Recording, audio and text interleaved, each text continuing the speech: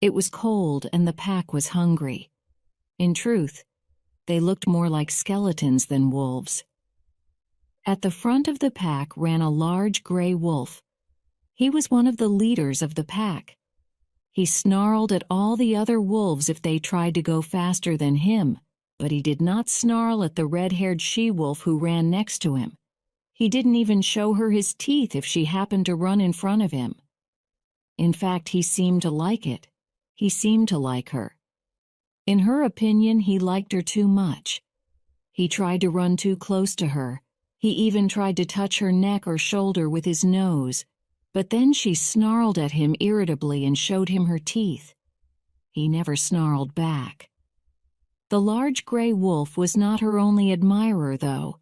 On her right ran an old one-eyed wolf. He was one of the older leaders of the pack. His body and fur showed many signs of past battles. From time to time, he also tried to touch her neck with his nose. Then she snarled at him warningly. He never snarled back at her either. But if the two leaders were all kindness towards the red she-wolf, they were all hatred towards each other. But they weren't fighting openly yet. They were both waiting for the best moment. They knew it would be a battle of life and death. The best moment came first for Old One-Eye. He noticed how the young wolf turned his head to lick his shoulder, showing his neck to his rival. The old wolf attacked him suddenly and without warning, closing his fangs on the younger leader's neck. His teeth opened the great vein of his neck, and blood began to quickly flow out. The younger wolf snarled painfully and tried to fight back, but his legs would no longer hold him and he fell to the snow. The battle was over. Through all of this, the she-wolf sat and watched and smiled. She was glad with the battle because this was love-making of the wild. This time experience triumphed over youth. When One-Eye came up to the she-wolf again, she didn't snarl at him anymore. Instead, she touched noses with him. The dead rival was already forgotten. Soon they were best friends, running happily side by side through the snowy woods. After some days, the she-wolf began to feel uncomfortable. She seemed to be looking for something. She looked under all fallen trees and into empty caves. Old One-Eye was not interested at all, but he followed her anyway. And so they traveled across the country until they got to the banks of Mackenzie River. There they hung about the Indian camp for some time. One-Eye didn't like it, but the she-wolf seemed more than comfortable with the human voices nearby. She was very heavy now, and could only run very slowly. She was also less patient than ever. She was not quick enough to catch meat herself, and she was angry with One-Eye if he failed to hunt successfully for both of them. Fortunately for the old wolf, she finally found what she had been looking for. It was a cave. Old One-Eye watched her patiently as she inspected it carefully for hours. In the end, she lay down, put her head on her paws and yawned to show that she was pleased and satisfied. But One-Eye did not understand. He was hungry. He tried to persuade her to get up and go searching for food, but she only snarled at him impatiently. So he went hunting on his own, confused. He had been gone for 8 hours and hadn't caught anything when he finally came back to the cave. And there he was, in for a surprise. Strange sounds were coming from the cave, and they were not made by the she-wolf, but he could hear her too, snarling at him warningly. She was warning him against eating the small things making tiny noises. She needn't have done so, though. He understood. He had been a father before. The instinct of fatherhood awoke in him again. He turned back. He must find meat. When he came back again with the day's hunt, 2 rabbits and a squirrel, the she-wolf licked him on the neck approvingly. He was behaving like a wolf father should, and he was showing no desire to eat up the young lives she had brought up into the world. Chapter 2. The Law of Meat. He was different from his brothers and sisters. Their hair was already turning red like their mother's. He alone took after his father. He was the one gray cub out of all of them. He was also the fiercest of all of them.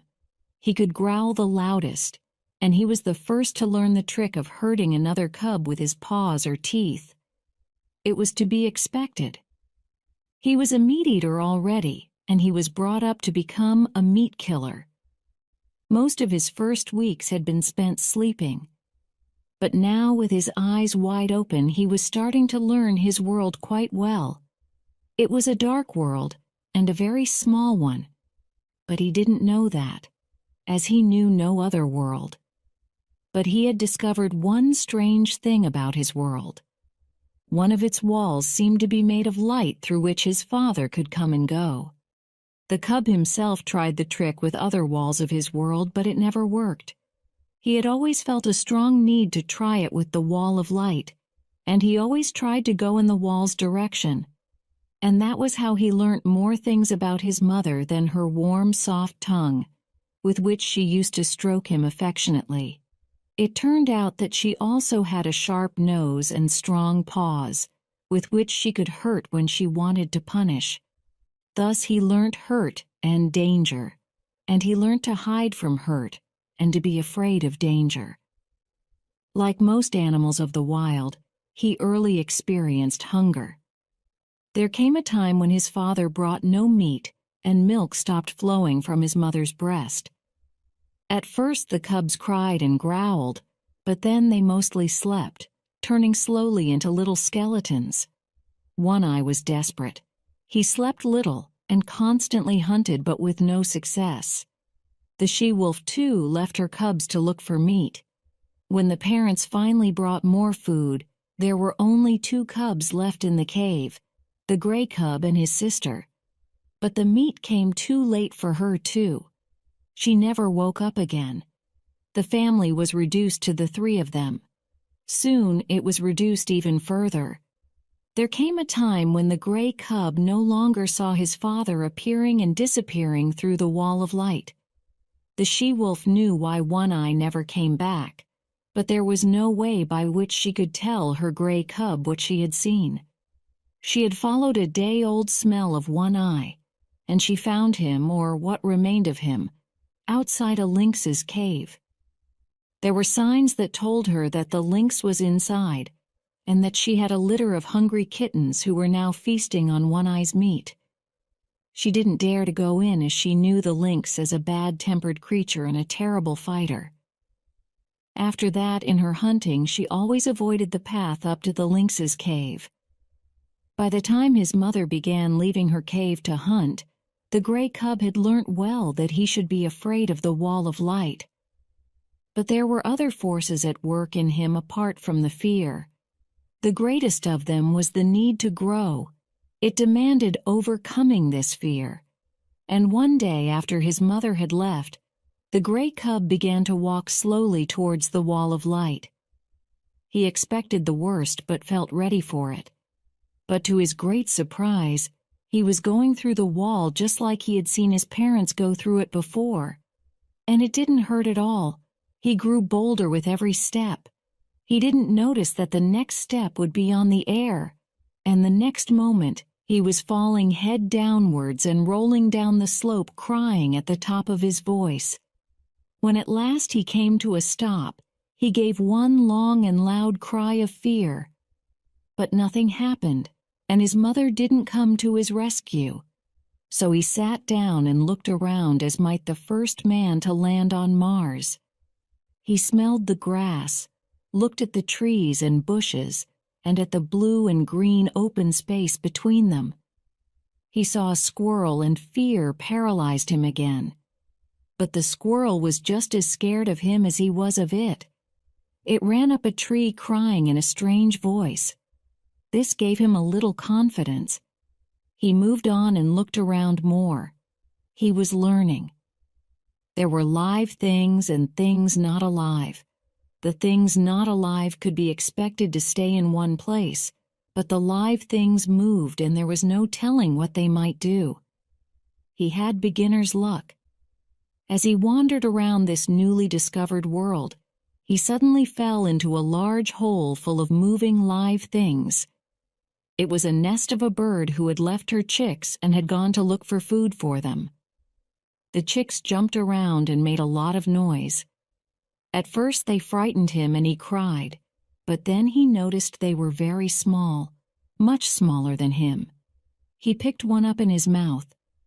Suddenly he realized he was hungry, and as his jaws closed on the small chick and warm blood ran into his mouth, he felt happier than ever before.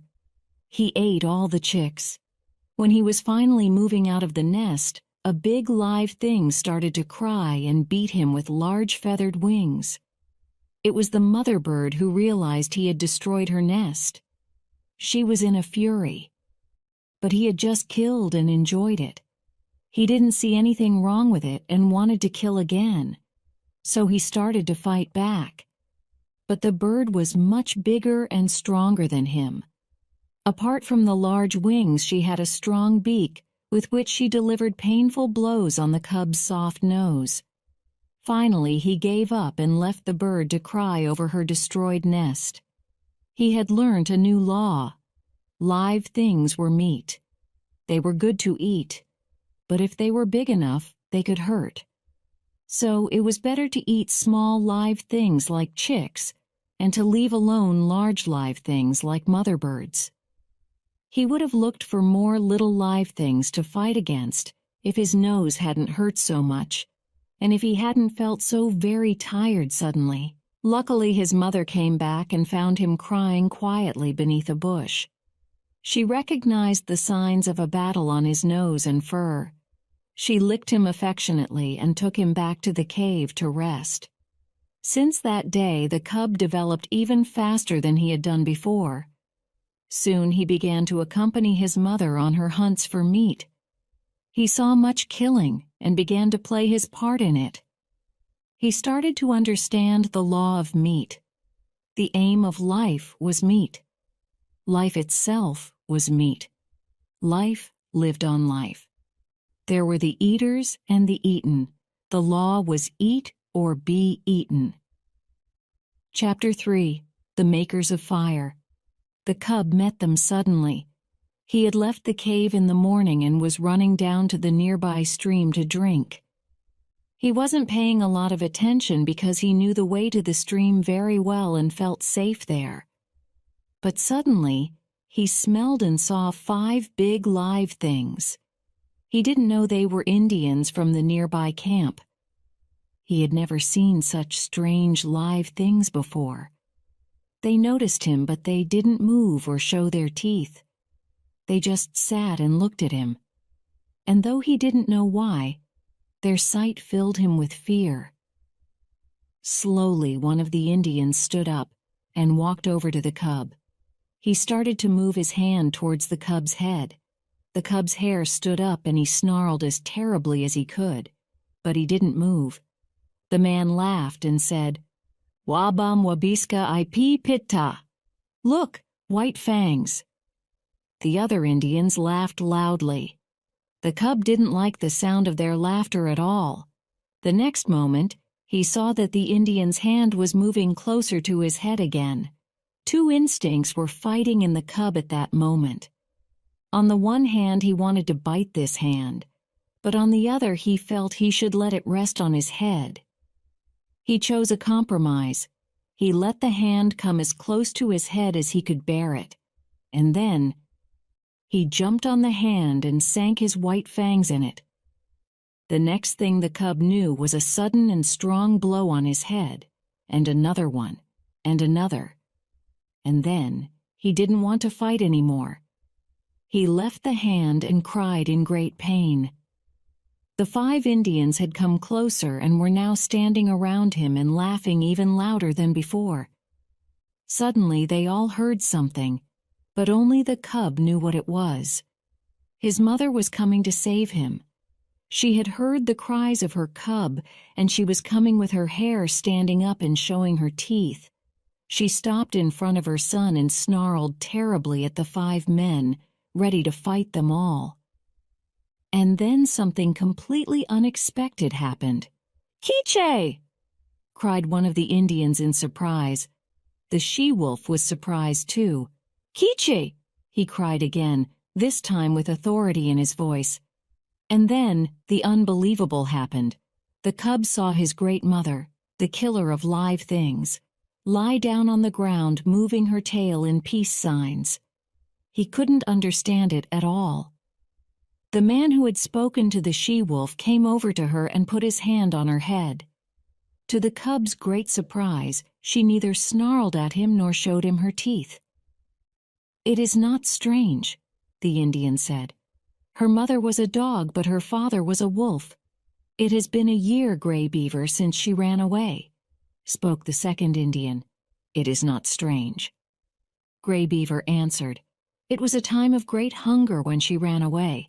There was no meat for the dogs then." "She has lived with the wolves," the third Indian said. "She has," answered Gray Beaver, "and that is the sign of it," he said, pointing at the cub. "His fangs are white, and so White Fang will be his name. I have spoken. Kiche is my dog, and so is he." And as he was speaking, he put a rope around their necks. They were going to the Indian camp, Kiche obediently following Gray Beaver, and White Fang doing the same. Once they got to the camp, Gray Beaver tied Kiche to a tree so that she couldn't escape back to the woods. But he didn't tie White Fang. He knew that the cub wouldn't go far without his mother, and so White Fang had complete freedom to look around the camp. There were lots of strange things, and the cub was a little afraid at first, but soon his curiosity became stronger than his fear, and it pushed him onto his first exploratory trip around the man-animal's grounds. He looked at the camp in wonder. It was buzzing with movement. There were lots of dogs and lots of man-animals everywhere. The man-animals impressed him greatly with their power. They had power over things not alive. He saw it. They could move them about. Even the small man-animals could pick up stones and throw them around. The big man-animals were moving sticks about so cleverly that they could make hiding places out of them. It was the first time White Fang had seen a teepee being built, and as he watched the process, he felt more and more admiration for the man-animals. They were like gods. And then a dog caught his attention. It was a puppy like White Fang, but a few months older than him, and so a bit bigger and stronger. His name was Lip Lip, and he was the puppy leader of the camp. Lip Lip saw that White Fang was a new puppy, and so he decided that a fight was necessary to show White Fang that he was the true leader of all puppies at the campsite. He snarled at White Fang and showed him his teeth. But White Fang wasn't easily frightened. He snarled back. Then suddenly, without any warning, Lip Lip jumped onto White Fang and sank his teeth in the cub's shoulder. It hurt really badly, and White Fang cried with pain. Kiche heard him and barked furiously, but she was too far away to help her son. After some struggle, White Fang finally managed to shake Lip Lip off his back and ran to his mother for protection. In his heart, he promised to revenge Lip Lip. Meanwhile, Kiche licked White Fang's wounds and calmed his anger as she softly stroked his face with her tongue. Soon the cub felt much better around his mother, and he promised himself never to leave her again. But not even 5 minutes passed, and he was by Gray Beaver's teepee all on his own again. Something very interesting was happening there, and he just had to have a quick look to see what was happening. Women and children were bringing lots of wood and sticks around and leaving it outside of Gray Beaver's teepee. When there were so many of them that they created a big heap, Gray Beaver moved them around and started to make some strange rubbing movements. Suddenly, something the color of the sun started to move among the sticks. White Fang knew nothing about fire. It looked like a strange live thing to him. He moved towards it. He wanted to smell and taste this strange live thing. His nose and his tongue touched the flame at the same time, and a moment later he cried in great pain and terror. Nothing had ever hurt him so much before. Gray Beaver and the other Indians who had been watching White Fang burst out laughing. White Fang recognized the sound of their laughter and he understood the meaning of it. He felt shame that the man-animals should be laughing at him so. It hurt his spirit even more than the fire hurt his nose and tongue. He looked at the men around him, and he realized they were stronger and more powerful than any live things he had ever seen. They could hurt your spirit by mere mouth noises. They could make an orange biting live thing out of wood. They were fire makers. They were gods. Chapter 4. The Bondage. In the wild, the time of a wolf mother with her young is generally very short, but at a man's campsite it is sometimes even shorter. In the middle of the summer, Gray Beaver found himself in debt to 3 eagles. He decided to pay it with Kichi. 3 eagles accepted the deal, and as he was going on a trip up the Mackenzie River, Kichi would go there with him. White Fang suspected something bad was going to happen when he saw 3 eagles leading Kichi towards the canoes. He followed them looking around nervously. When he saw his mother being put into a departing canoe, he started at once to cry and started to swim after the canoe. Gray Beaver had been watching White Fang all the way through. Now he called him to come back in an angry voice, but White Fang was already deep in the water. Gray Beaver called him again, but White Fang was clearly not listening. Gray Beaver's face hardened in anger. He jumped into his canoe and within seconds overtook White Fang. He turned around, reached down and pulled the crying puppy out of the water. White Fang saw his mother become smaller and smaller in the distance and furiously struggled to get back into the river. But then he felt a heavy blow on his head, and another one, and another one. At first he was surprised, then he was afraid, but soon he became as angry as Gray Beaver. He snarled as frighteningly as he could. But that only made Gray Beaver's blows come faster and with greater strength. Soon White Fang's snarl turned into a loud cry. Gray Beaver seemed satisfied. He pushed the puppy onto the bottom of the canoe, but the moment he did that, White Fang jumped onto Gray Beaver's moccasined foot and sank his teeth into it. The beating he had got before was nothing compared to the beating he received now. Gray Beaver's blows fell on his head and shoulders till he was barely conscious. White Fang learnt another big lesson in his life. Never, no matter what happens, must he bite his God.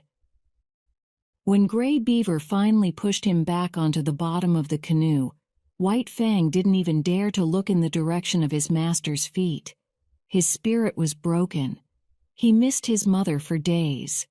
At night, he would go to the edge of the forest and cry out loudly. Then he would listen to the wild calling him away into the woods.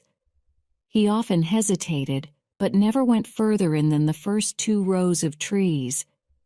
The memories of Kichi held him back in the camp. He would wait for her to come back. Then they could return into the wild together. Meanwhile, he stayed in the camp. He wasn't happy there, but he was getting used to the ways of dogs and men, and he was learning to find his ways around them. In time, he learnt to respect Gray Beaver as his god. Though Gray Beaver was by no means a loving god, he was a just god. He would punish with a heavy beating for any disobedience, but he would also protect White Fang from other dogs' attacks, and he would make sure that White Fang always had enough meat in the evening. In the fall of that year, when days were becoming shorter and colder, White Fang sensed something strange happening about the camp. It was getting smaller. The spaces between the teepees were getting bigger. There were fewer and fewer squaws around. The truth was the camp was being gradually packed up and moved for the winter season. The canoes, which were filled with women, children, and dogs, were disappearing down the river. But White Fang didn't want to go with them. What if Kichi came back?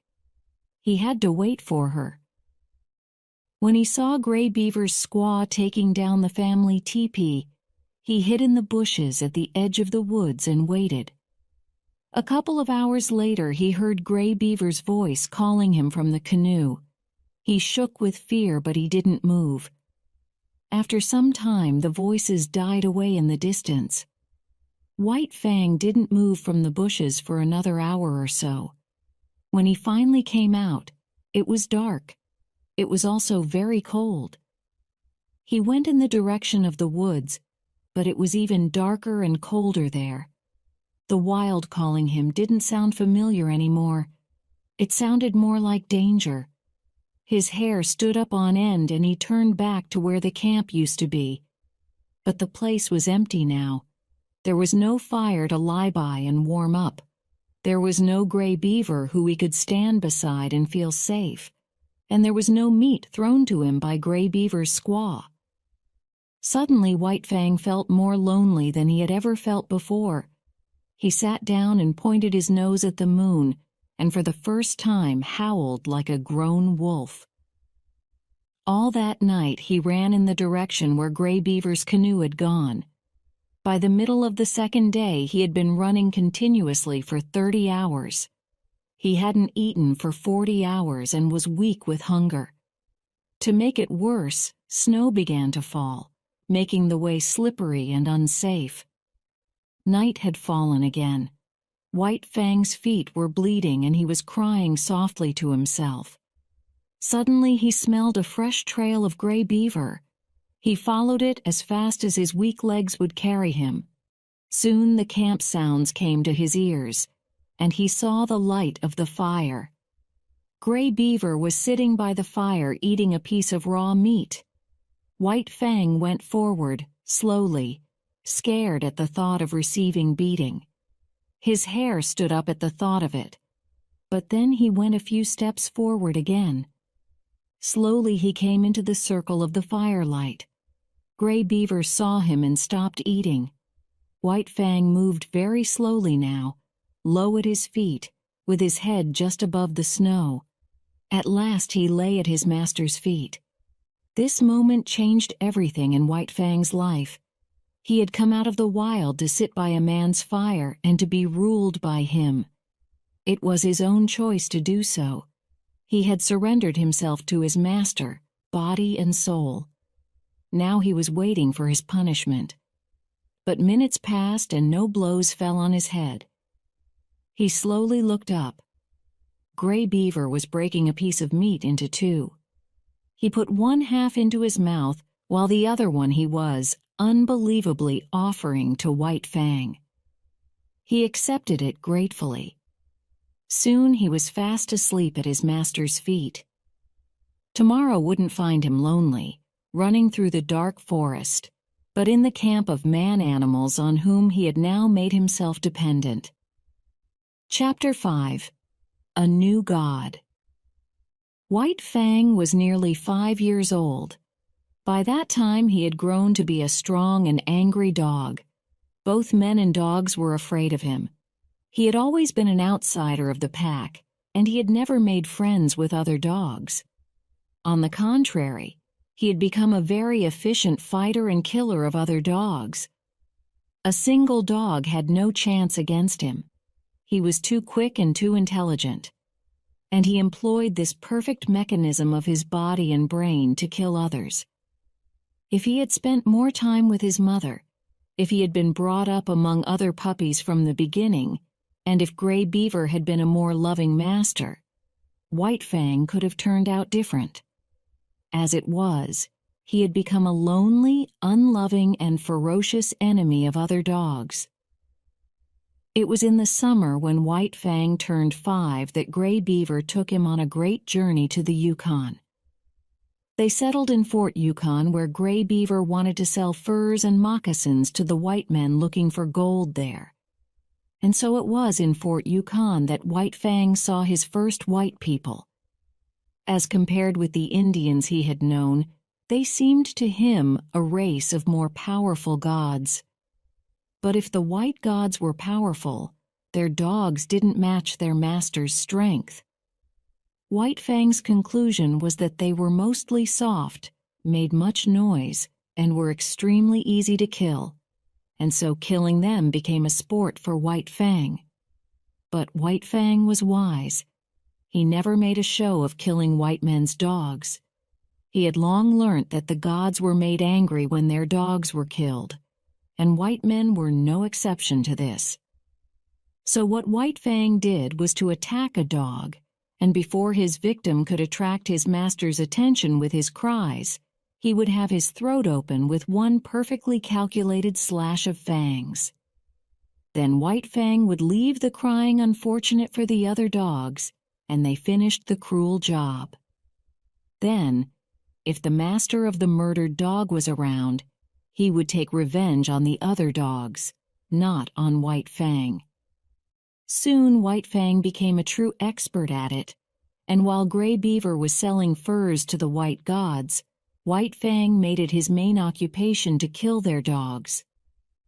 Most people, if they saw such a dog as White Fang was then, would avoid him as far as they could. But there was one white man in Fort Yukon who had been observing him for some time, and the more cleverly cruel White Fang appeared, the more the man admired him. His name was Beauty Smith. His name Beauty sounded ironic when you looked at him, as he was widely recognized as the ugliest man in Fort Yukon. Unfortunately, his character matched his looks. He loved hurting others and loved watching others being hurt. That is why watching White Fang as he killed other dogs gave him a lot of pleasure. And as he watched, the desire to possess this cruel dog started to grow in him. Yes, he would buy it. It didn't take him long to find out who White Fang belonged to, and soon Gray Beaver received a visit from Beauty Smith, who was offering him a large sum of money for the dog. But Gray Beaver didn't want to sell White Fang, and since he had grown quite rich with selling his furs and moccasins, he didn't need to sell his best dog. White Fang is not for sale. It's the best dog I've ever had. And what is more, he can fight. He can kill other dogs as easily as men kill mosquitoes. Beauty Smith's eyes lit up at this, and he licked his thin mouth with his yellow tongue. He really wanted to have this dog, and he would have him. He knew the ways of the Indians. From that day on, Beauty Smith visited Gray Beaver very often, and each time there would be a bottle of whiskey under his coat. Gray Beaver grew to like whiskey a lot. Gray Beaver grew to like whiskey a lot. Soon he wanted more and more of it. The money he had received for his furs and moccasins, he started to spend on the bottles Beauty Smith was bringing. In the end, all his money was gone. It was then that Beauty Smith talked to him again about the sale of White Fang. But this time the price he offered was in bottles of whiskey, not in dollars. And Gray Beaver's ears were more willing to hear it. When White Fang came back into the camp that evening, he saw that the white god wasn't there. He was pleased. He didn't like that god at all. From the moment he saw Beauty Smith, he felt he should avoid him at all costs. But it wasn't to be so. No sooner had White Fang laid down to rest than Gray Beaver put a thick rope around his neck. Then he sat down next to his dog with a bottle of whiskey and waited. An hour passed, and White Fang recognized the familiar footsteps. It was Beauty Smith coming to claim his dog. White Fang saw how Gray Beaver passed the rope into Beauty Smith's hands, and he understood that while he pushed him out of the camp, he wanted him to go with the white god. And although he didn't want to, he followed Beauty Smith into Fort Yukon and let himself be tied outside of his house. There he waited an hour, and then within 10 seconds cut with his teeth through the rope and was free. Soon he was back sleeping outside of Gray Beaver's teepee. But what had happened before was repeated, but with one difference. When Beauty Smith came to take White Fang with him first, he gave him a beating. White Fang did understand why. He had seen dogs changing owners before. He knew that Gray Beaver wanted him to stay with the White God, but he had given his body and soul to Gray Beaver, and he had made Gray Beaver his particular god. He was not going to give up his god so easily. So even though this time Beauty Smith tied him not with a rope but with a stick, he still managed to free himself, and was outside Gray Beaver's teepee by the morning. The beating he received this time from Beauty Smith was the worst in his life. It would have killed a weaker dog, and by the end of it, White Fang was sick. He could hardly move. Beauty Smith had to wait for an hour before he could start slowly pulling White Fang behind him in the direction of Fort Yukon. This time he tied the dog with a metal chain which was stronger than White Fang's teeth. Still, though sick and tired, all night he tried to crush the chain or pull at it. But nothing worked, and White Fang remained in Fort Yukon as the property of a mad man, whom he knew he must accept as his master from now on. Chapter 6. The Mad God. A few months with Beauty Smith made White Fang an enemy of all things, brutal and ferocious. His new master kept him tied at all times in a small place surrounded by a wooden fence. There he teased him. Beauty Smith very quickly found out how much White Fang hated the sound of human laughter, so he played painful tricks on him, hurt him, and then pointed his finger at him and laughed loudly. This drove White Fang absolutely mad. The torture made him hate everything around him, the chain he was tied with, the wooden fence around him, the men who came to look at him, the dogs which accompanied the men. He hated everyone and everything, but most of all he hated Beauty Smith. But Beauty Smith had a purpose in all that he did to White Fang. He wanted to make a proper fighter dog of him, and he succeeded. One day, a large group of men gathered around White Fang's fence. Beauty Smith came inside the fence and took the chain off his dog's neck. He left, but the door remained open. A second later, White Fang saw a huge dog being pushed inside. Then the door was closed again. White Fang was in ecstasy of hatred. Here was something he could vent his anger on. And it was a live thing, too. He jumped on the dog and sank his teeth into his neck. The men outside clapped their hands and applauded. There was no hope for the other dog from the start. He was too slow and not angry enough. White Fang was the obvious winner.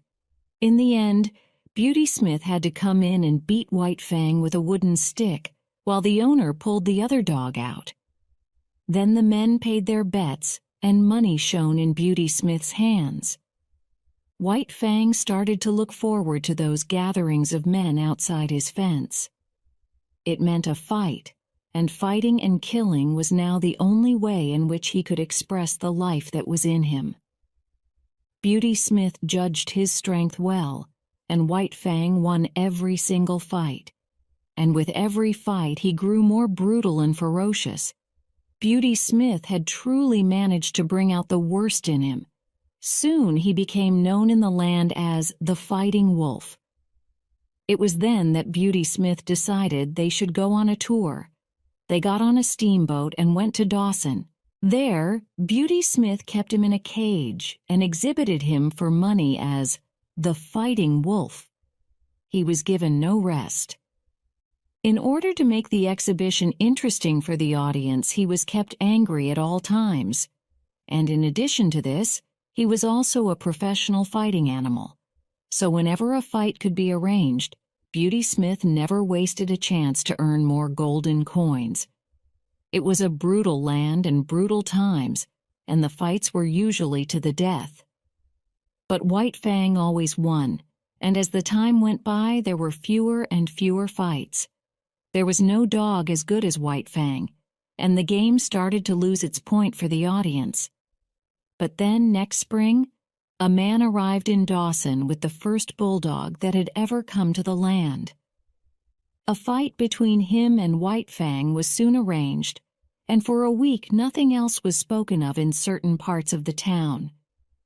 When Cherokee, the bulldog, entered White Fang's fighting grounds, the audience wasn't kept waiting long for the spectacle. White Fang jumped onto the bulldog, more like a cat than like a dog, and tore his ear into two. But Cherokee didn't even make a sound. This really surprised White Fang. He jumped on him again and tore his shoulder open. Blood appeared on the bulldog's soft skin, but he made no sound still. This dog was different to any White Fang fought before. He had no hair to protect him. He was soft and could be bitten easily, but he didn't seem to mind it much. The time went on, and White Fang danced on, jumping and giving wounds. But the bulldog was still on his feet, patiently following White Fang with his eyes on White Fang's throat. White Fang knew that to kill the dog he had to cut the vein in his throat, but the bulldog was too short for it to be done while he was standing up, and there was no way of knocking him off his feet. His legs were short and strong, and he kept his neck firm and close to the ground. But White Fang tried and tried again, and he tried once too often. While trying to get to Cherokee's neck, he exposed his own, and this was exactly what the bulldog had been for. His teeth closed on White Fang's throat, and he was not going to let it go. Whatever White Fang did from that moment, however much he threw himself and the bulldog about, Cherokee held on to his neck. The battle was not yet over, but it already looked as though White Fang was for the first time going to lose. With every moment, the bulldog's teeth closed a little tighter on White Fang's neck, and White Fang's breath was becoming shorter and shorter. Cherokee's supporters started to cheer while Beauty Smith still couldn't believe that he was about to lose all his money. But when he saw White Fang slowly closing his eyes with resignation, he knew that all hope was lost. And he felt angry, more angry than ever before. He ran up to White Fang and started to kick him as hard as he could. The crowd looked in amazement as Beauty Smith was kicking his dying dog, but not a single person moved to stop him. Suddenly, a young man started to push his way through the crowd. Nobody had noticed him before. His gray eyes shone with anger. He ran up to Beauty Smith and, without saying a word, punched him in the face. Beauty Smith fell into the snow and was in too much shock to move again. "You cowards!" shouted the man, and everything went silent. "You beasts!" Then he turned to an older man following him. "Come on, Matt. Lend me a hand. We've got to pull them apart."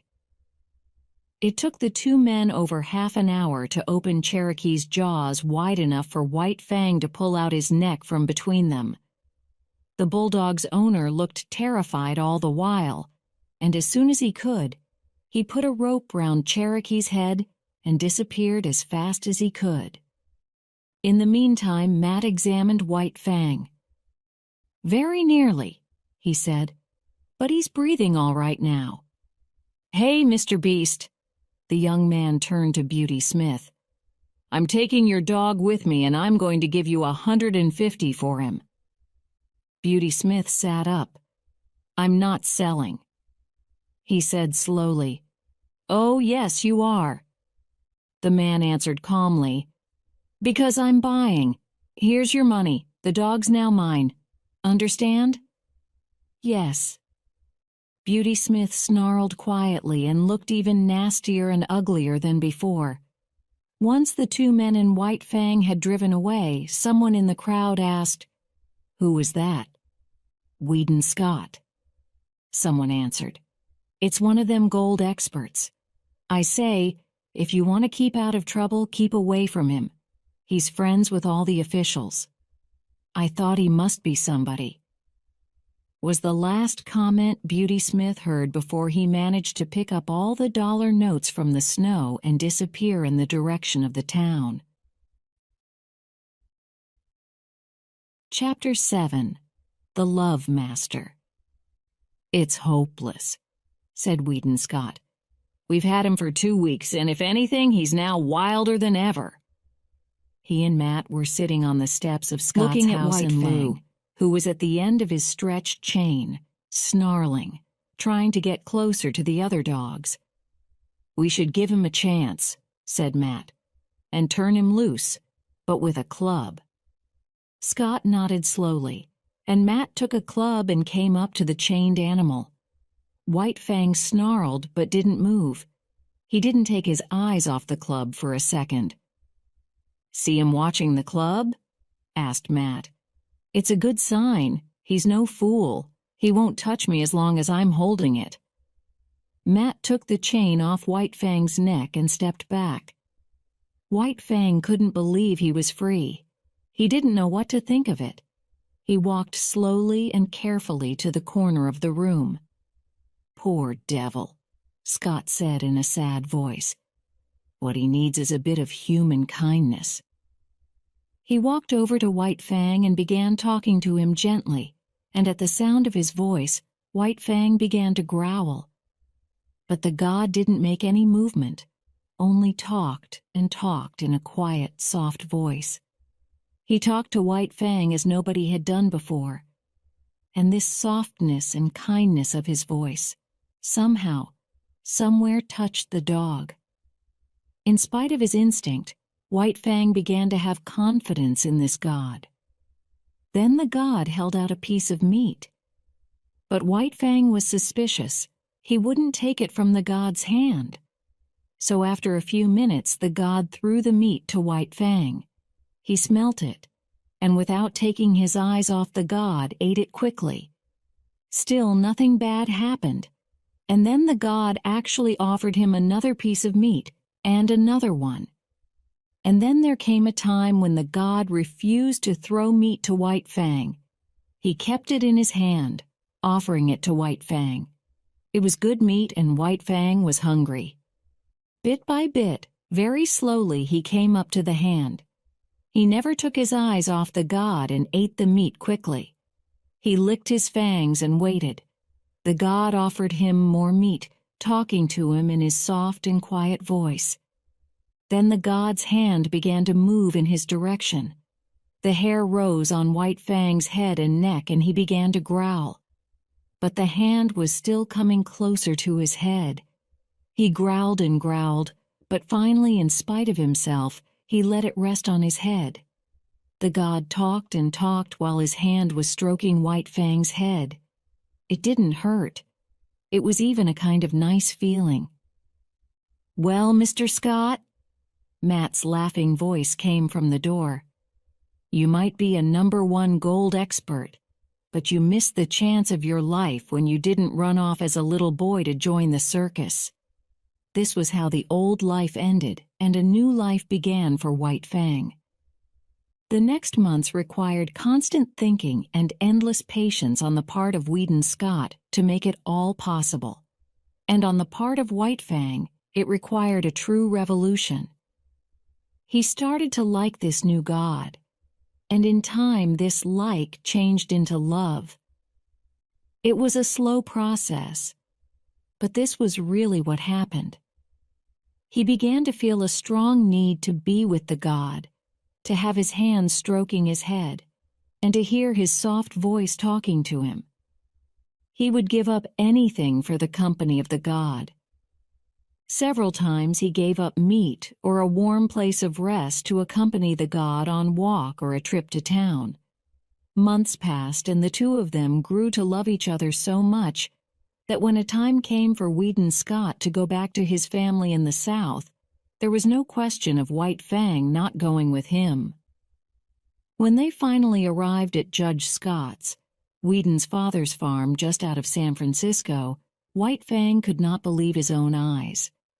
There was a big house with a garden around it, and pastures with lots of live animals walking free. Soon he would have to learn that those live things were not to be killed. There were also people, all of whom, in White Fang's opinion, wanted to get much too close to his love god. But soon he learnt they were family of the god, and as such had to be respected. And there was a female dog called Collie, who White Fang tried to avoid at all times. His instinct wouldn't allow him to attack her, but she had no such instinct and would snarl at him whenever she saw him. It was a truly new life for White Fang, and he was learning new rules every day, but he would learn anything for the sake of pleasing his love master. Time passed, and White Fang adapted more and more to the life on the farm. He grew to respect his master's family and to ignore the farm animals. He even got used to Collie, who was surprisingly nice to him at times. He was happy for the first time in his adult life. It was about this time that the newspapers were writing about nothing but the escape of Jim Hall from the worst prison in the country. Jim Hall was a ferocious man and had committed a terrible crime. It was Whedon's father, Judge Scott, who had sentenced him to life in prison 3 years before, and it was then that Jim Hall promised he would escape from prison and kill the judge. Now everybody at the Scott farm was afraid that Jim Hall was going to keep his promise. White Fang didn't know any of these things, but he had a secret with Alice, his master's wife. Every night when everyone was in their beds, Alice would come downstairs and let White Fang into the house. Both of them knew it was against the rules, which said that the dogs would sleep outside, so every day, early in the morning when everyone was still in bed, Alice would come down again and let White Fang out. On one such night, while all the house was asleep, White Fang woke up and lay very quietly. He smelt a strange god's presence in the air. Then he heard movements. The god walked softly, but White Fang could walk even softer. He followed the god unnoticed until the god stopped at the staircase leading to the family bedrooms.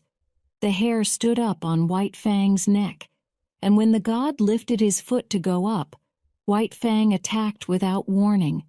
The whole house awoke in alarm. The noise from downstairs sounded like a terrible battle. But it lasted no longer than 3 minutes, and by the time Whedon Scott had switched the light on in the hall, it was all over. Not knowing yet what had happened, he and Judge Scott began to slowly go downstairs with their guns ready. But there was no need for the guns. White Fang had done his work. Whedon Scott came up to the dead man lying on the floor and turned him over to see who it was. "Jim Hall," said Judge Scott, and looked meaningfully at his son. Then they turned to White Fang. He, too, was lying on his side. His eyes were closed and his body seemed to grow weaker and weaker on the floor. Judge Scott looked at him and picked up the phone to call in a doctor. "Well, he has a 1 in 1,000 chance of surviving," said the doctor half an hour later. "He's got a broken leg and 3 bullet holes through him." "But we mustn't lose any chance to help him," said Judge Scott. "We'll do everything we can to save his life." And they did. For weeks, the whole family was employed to look after White Fang, who, since he couldn't move, mostly slept and dreamt a lot.